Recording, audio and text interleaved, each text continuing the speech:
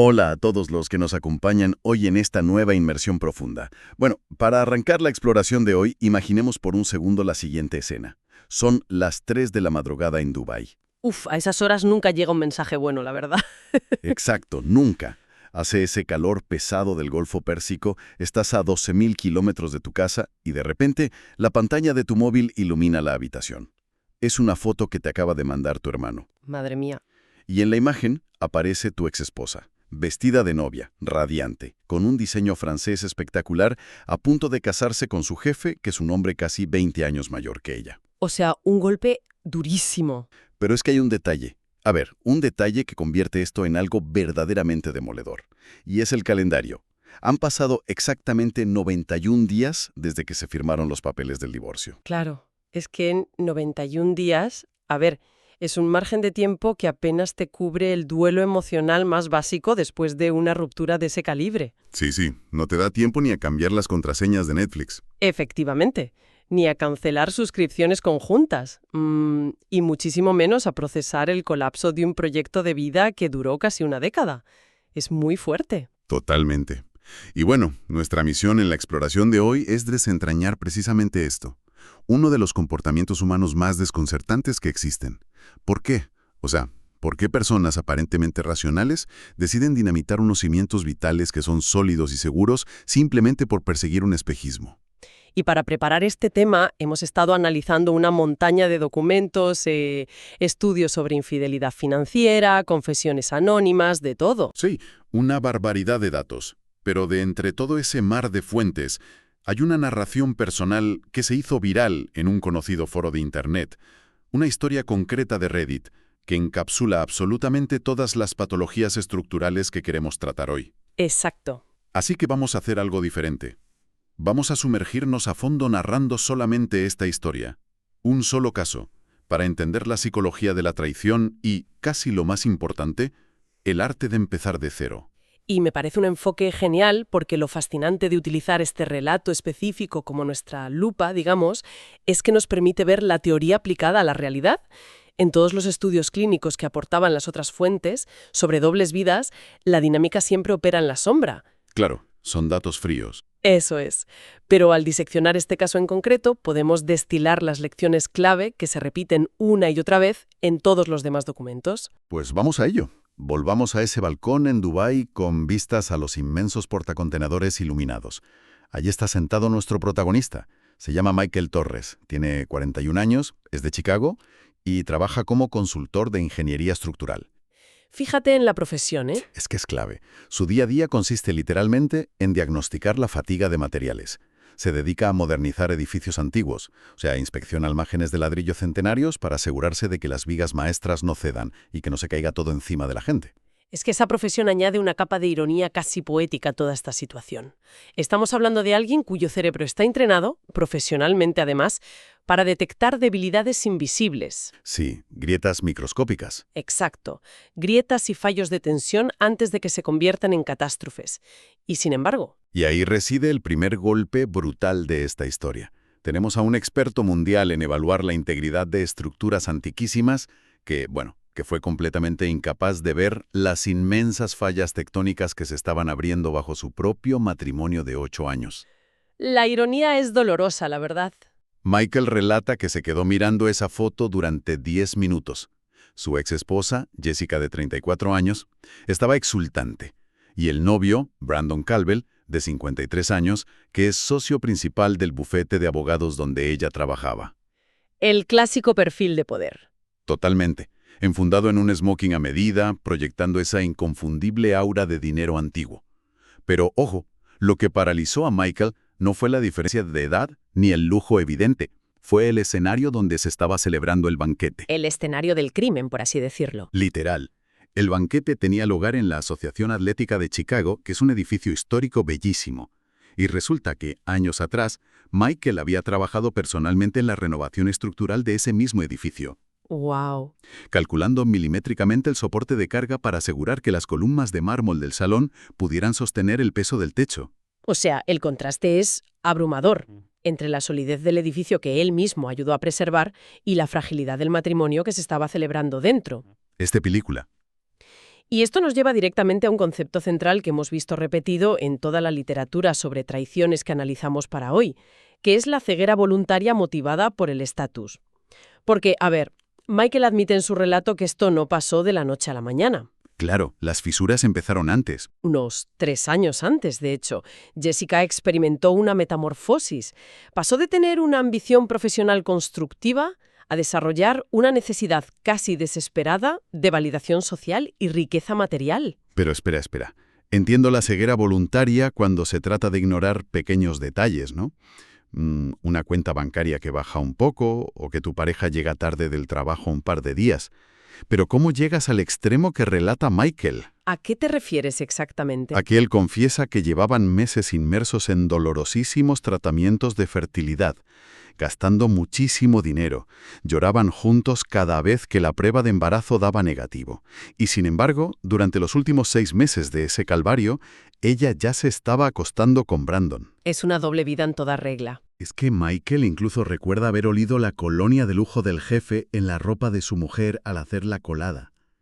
Y mi pregunta es, a ver, llega un punto en el que ya no es ceguera, sino complicidad activa en tu propia mentira. ¿Por qué el cerebro humano decide apagar las alarmas así? Pues la respuesta está en la carga cognitiva que supone enfrentarse a la verdad. El cerebro humano es una máquina de supervivencia diseñada para ahorrar energía. O sea, mirar hacia otro lado es más fácil. Mucho más fácil. Si Michael admitía conscientemente que ese olor a colonia significaba una infidelidad, su mundo entero colapsaba en ese instante. Tendría que parar los tratamientos, divorciarse. Exacto. Dividir el patrimonio, enfrentarse al fracaso de su proyecto de vida. Y en los estudios psicológicos sobre engaños que aportaban las fuentes de hoy, vemos exactamente el mismo mecanismo. Gente que ignora lo innegable. Sí, cónyuges que ignoran deudas de juego astronómicas, por ejemplo, porque reconocer la primera mentira te obliga a desmantelar toda tu identidad. Es mucho más fácil convencerse de que el olor a colonia es porque Jessica estuvo en una reunión muy cerca de su jefe que aceptar que la persona con la que intentas tener un hijo te está traicionando así. Es una anestesia autoadministrada. Madre mía.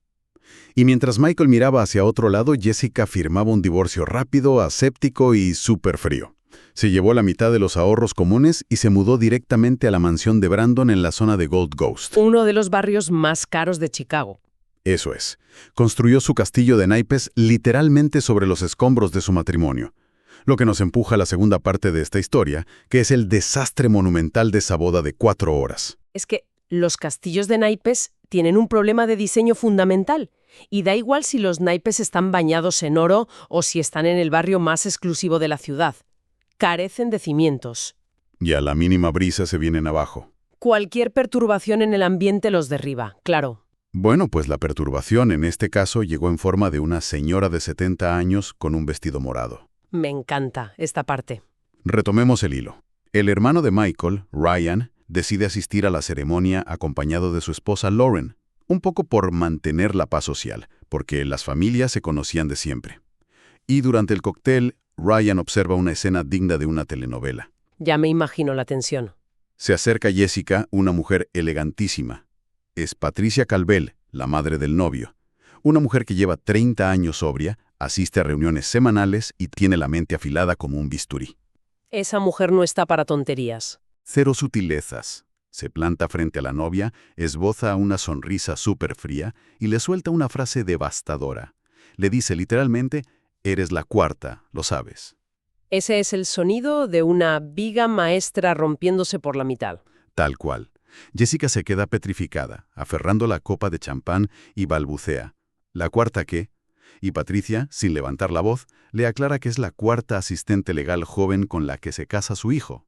¡Guau! Y a continuación, Patricia le expone el modus operandi escalofriante de Brandon. Resulta que tiene un patrón clínico. Busca mujeres jóvenes, atractivas, las deslumbra con su poder, pero se aburre a los 2 o 3 años. Las usa como un accesorio más de su estatus. Sí. Dejó a la primera esposa por su secretaria, a la segunda por otra asistente. Pero el golpe de gracia, el detalle que verdaderamente destruye a Jessica, tiene que ver con la maternidad. Un tema súper sensible por todo lo que venía sufriendo con Michael. Exacto. Patricia revela con una crudeza brutal que el tercer matrimonio de Brandon fracasó porque su esposa se quedó embarazada y él la coaccionó para que abortara. ¡Qué barbaridad! Le dijo que él ya era mayor, que no soportaría tener bebés llorando por la casa. Y cuando ella se negó a interrumpir un segundo embarazo accidental, él le pidió el divorcio esa misma tarde. O sea, imaginemos el impacto psicológico para Jessica en ese instante. Llevaba 2 años inyectándose hormonas, sufriendo para ser madre con Michael, y descubre el mismo día de su boda que su nuevo marido detesta la idea de tener hijos. El nivel de disonancia cognitiva en ese momento debe ser ensordecedor. O sea, toda la narrativa interna que ella se había construido para justificar su traición acaba de pulverizarse en cuestión de segundos. Y la reacción de Jessica es puro instinto de fuga. Sale corriendo de su propia boda. Se encierra en un baño con un ataque de pánico, coge su bolso, abandona el edificio histórico y deja a Brandon allí, bastante borracho, quejándose de que las mujeres modernas son unas histéricas. Es que el cuento de hadas de la alta sociedad duró menos de 4 horas, lo que evidencia la precariedad total de las decisiones basadas puramente en la avaricia. Claro. Y aquí es donde necesito plantear una duda porque a mí me parece incomprensible.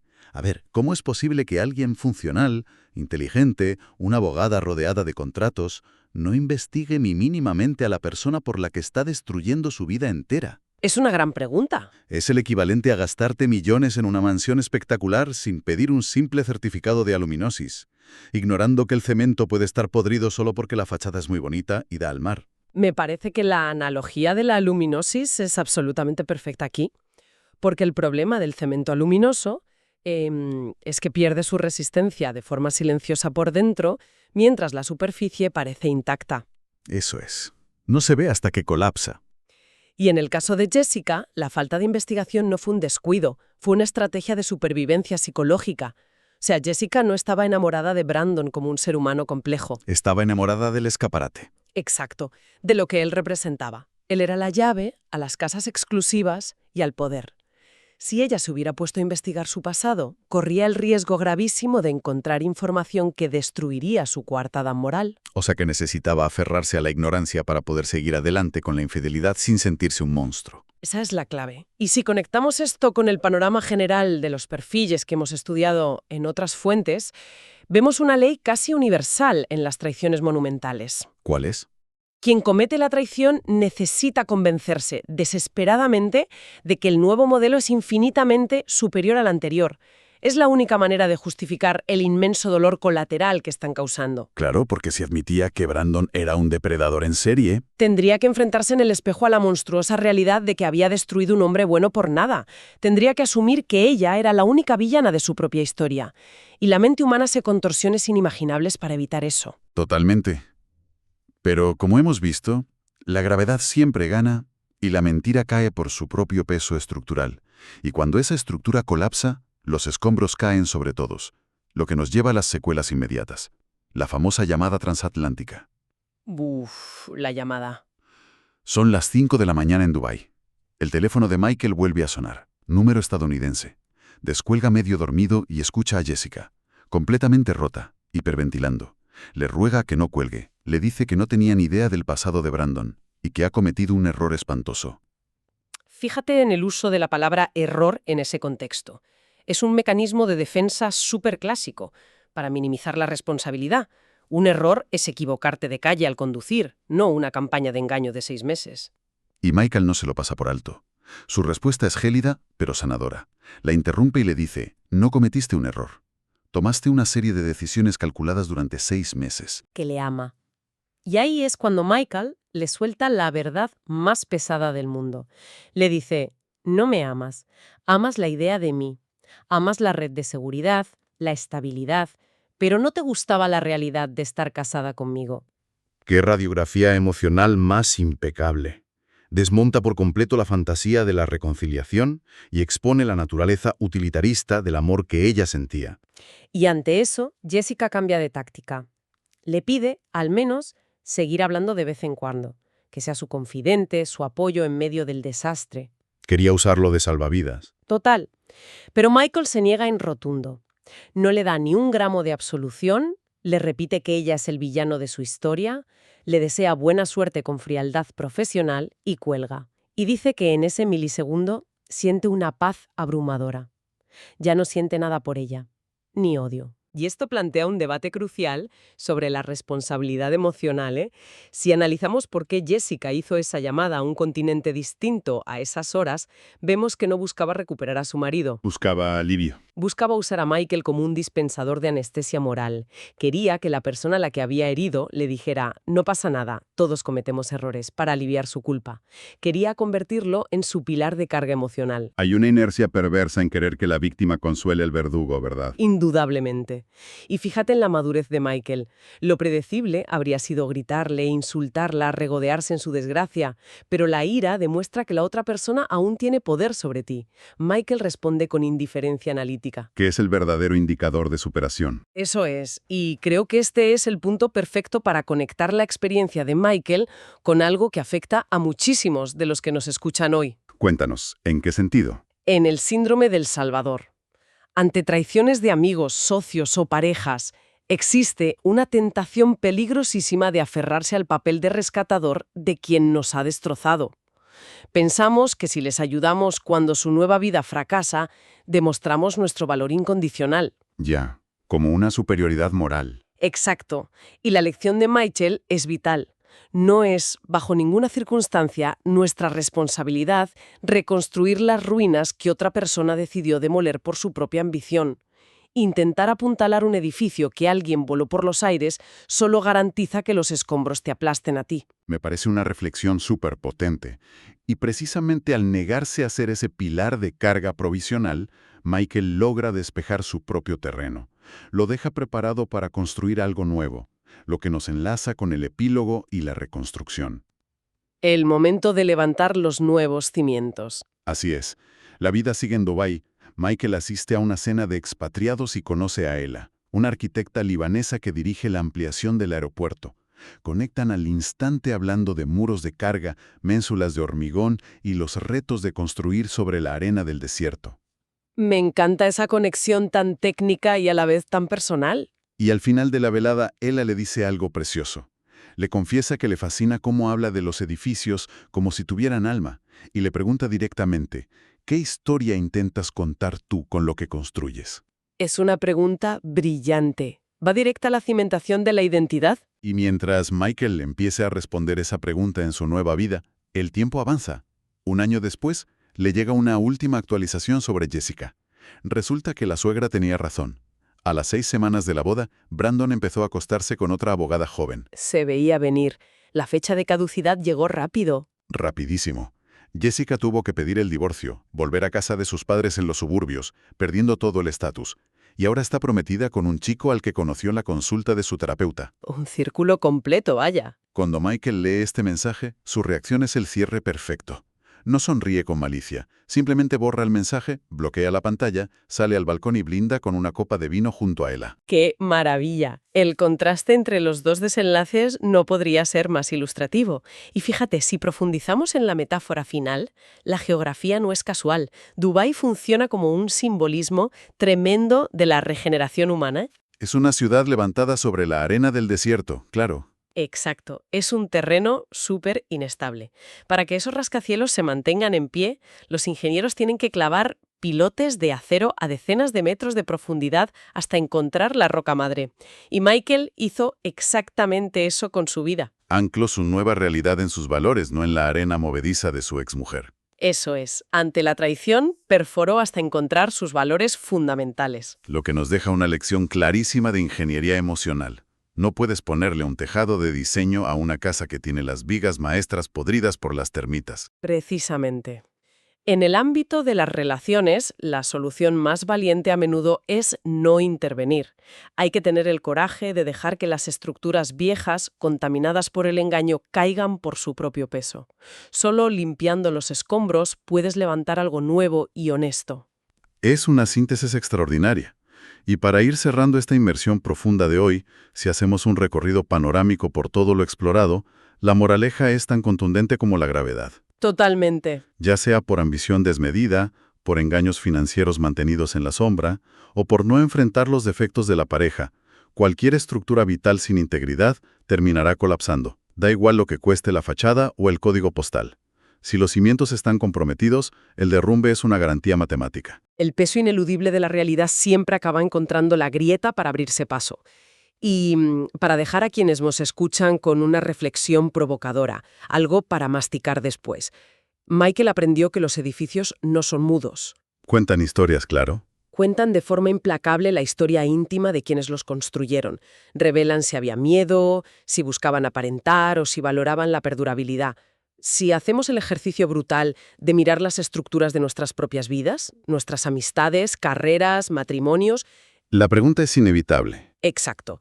¿Están esas estructuras diseñadas con materiales nobles y ancladas en la roca madre para protegernos de las tormentas? ¿O hemos construido por apariencias, fachadas de cristal sostenidas con alambres, a punto de estallar al primer golpe de realidad? Es sin duda una pregunta incómoda, pero absolutamente necesaria, que nos obliga a comprobar con linterna dónde hemos colocado realmente nuestros muros de carga. Gracias a todos los que nos han acompañado en este viaje y han dedicado su tiempo a esta inmersión profunda. Esperamos que se lleven estas herramientas y lecciones para sus propias vidas. Hasta la próxima exploración.